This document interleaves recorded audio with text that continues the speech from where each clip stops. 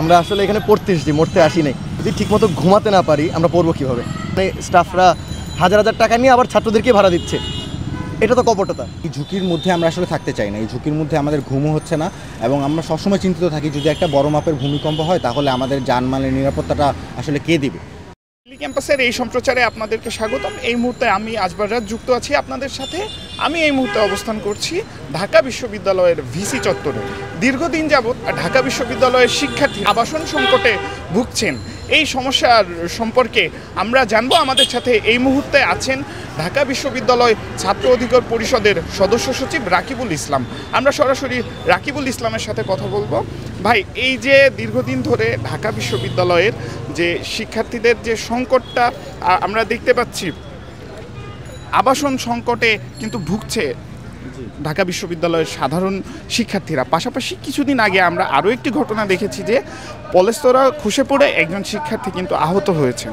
এই বিষয়ে ছাত্র অধিকার পরিষদ আসলে কি বলে? দেখেন, ছাত্র অধিকার পরিষদ 2018 সালের প্রতিষ্ঠা লাভ করার পর থেকেই গেস্ট রুম গণরুমের বিরুদ্ধে আন্দোলন করেছে এবং তখন ছাত্রলীগের রক্তচক্ষুকে উপেক্ষা করে গণরুম বিরোধী এবং আবাসন সংকটের জন্য রাজপথে তাদের দাবি জানিয়েছে। তারই প্রেক্ষিতে আমরা দেখেছি যে এখনও কোনো সংস্কার বা নতুন কোনো ভবনের উদ্যোগ আমরা দেখি নাই। নতুন করে দেখলাম মহসিন হলে সেদিন রাতের বেলা এক শিক্ষার্থীর মাথায় পলেস্তরা খসে পড়ল। শুধু এই ঘটনা একটি নয়, সূর্যসেন হলে, মহসিন হলে, সলিমুল্লাহ মুসলিম হলে, ফজলুল হক মুসলিম হলে, এ ধরনের অন্যান্য অনেক ভবনগুলোতে অনেক পুরাতন ভবন হওয়ার কারণে বিভিন্ন সময় দুর্ঘটনার খবর আমরা দেখি। আপনি তো জানেন যে আমাদের মহসিন হলে 2 দিন আগেই কিন্তু আমাদের একজন সহপাঠী যে ঘুমন্ত অবস্থায় ছিল, শুধুমাত্র একটা মশারির কারণে কিন্তু বিশাল বড় একটা দুর্ঘটনা থেকে বেঁচে যায়। আপনি দেখতে পারবেন যে এই কিছুদিন আগে একটা খুবই মাইল্ড একটা ভূমিকম্প হয়েছে। এই ভূমিকম্পের কারণে শহীদুল্লাহ হলে বিশাল বড় একটা ফাটল ধরে। শহীদুল্লাহ হল ছাড়াও আমার হল, সলিমুল্লাহ মুসলিম হল, সূর্যসেন হল সহ অন্যান্য যে সকল হল রয়েছে সবগুলো হলই কিন্তু ঝুঁকিপূর্ণ। তো এই ঝুঁকির মধ্যে আমরা আসলে থাকতে চাই না। এই ঝুঁকির মধ্যে আমাদের ঘুমও হচ্ছে না এবং আমরা সবসময় চিন্তিত থাকি যদি একটা বড় মাপের ভূমিকম্প হয় তাহলে আমাদের জানমালের নিরাপত্তাটা আসলে কে দিবে।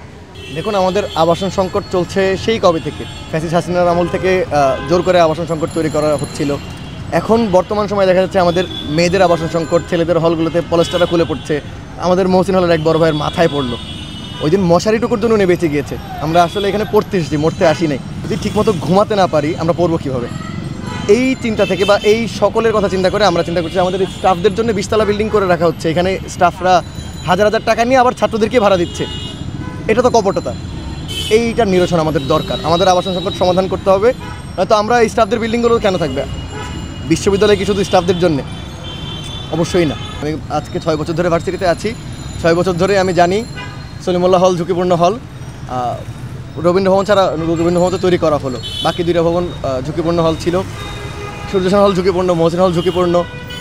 এফআর হলে জায়গা নেই থাকার মতো। সবগুলো হলে আবাসন সংকট রয়ে গিয়েছে। আমরা যখন বিশ্ববিদ্যালয়ের ভিসি স্যারের সাথে মিটিং করেছিলাম তখন আমরা দাবি জানিয়েছিলাম যে স্যার, আপনারা উদ্যোগ নিয়ে মেয়েদের যে 2টা হল ক্যাম্পাসে নিয়ে আসতে পারেন। আর যে হলগুলা সংস্কারের প্রয়োজন, বিশেষ করে শহীদুল্লাহ হল বা সায়েন্স ফ্যাকাল্টির যে হলগুলো আছে সবগুলো হল অনেক পুরানো এবং মহসিন হল, সূর্যসেন হল, এই হলগুলো দীর্ঘদিন পুরানো।